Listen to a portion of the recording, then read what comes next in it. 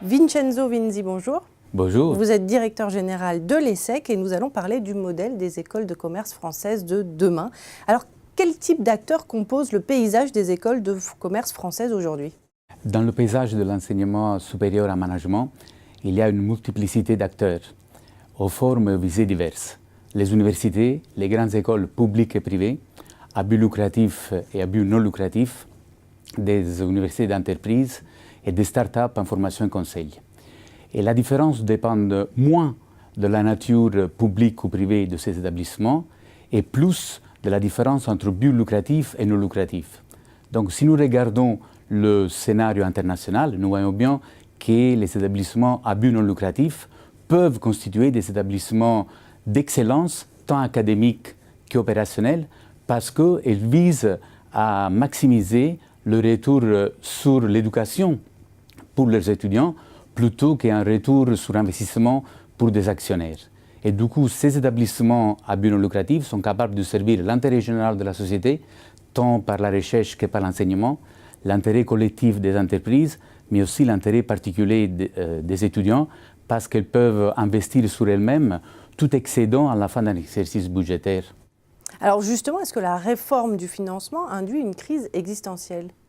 Moi, je dirais qu'avant de répondre à avec qui, quels acteurs financer ces écoles et comment les financer, j'aimerais bien insister sur le quoi et sur le pourquoi. Quelle est la raison d'être de ces écoles et quel est le modèle pédagogique de ces écoles. Et si nous regardons à nouveau la scène internationale, nous voyons bien que les deux logiques à but lucratif, à but non lucratif, il ne faut pas les opposer, mais les deux répondent à des logiques institutionnelles, à des raisons d'être différentes. Moi, je tiens à préserver le modèle des business schools à la française, parce que ce modèle est un atout de la marque France à l'international, et malgré des moyens financiers beaucoup plus faibles que nos concurrents à l'international, c'est un modèle qui a su s'imposer à l'international et qui est reconnu en tant qu'excellent à l'international. Et en plus, il y a une alchimie distinctive entre l'excellence et l'ouverture.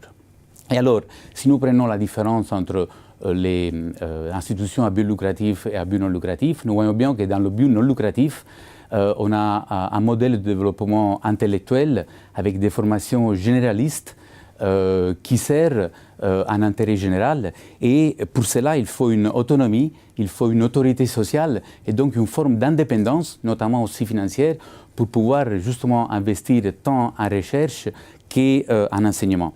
Et du coup, c'est très important pour ces écoles qu'elles restent pertinentes pour répondre bien aux nouveaux défis de la société suite à la 4e révolution industrielle.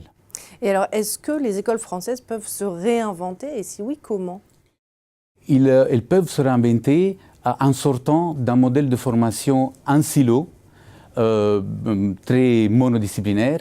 Et donc, je pense beaucoup à des formations hybrides où on est sur le multidisciplinaire, où on peut conjuguer management et ingénierie, management et design, management et droit.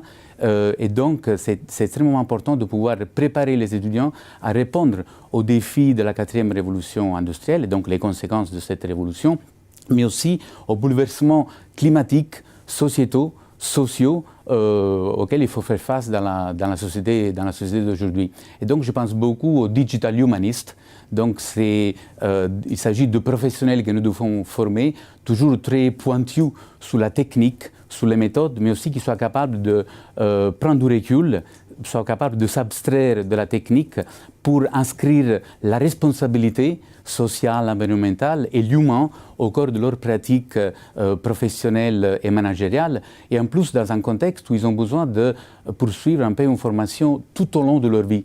La formation tout au long de la vie, parce qu'aujourd'hui, nous voyons bien que pour l'évolution de la société, les étudiants ont besoin de revenir plus souvent à l'école, même pendant leur vie professionnelle. Et la différence entre formation initiale et formation continue, qui est une différence, disons, canonique, elle est moins visible. Donc il faut revenir à l'école pour des formations spécialisées, plus courtes et plus fréquentes. Merci beaucoup Vincenzo Vinzi pour cet éclairage. Merci à vous.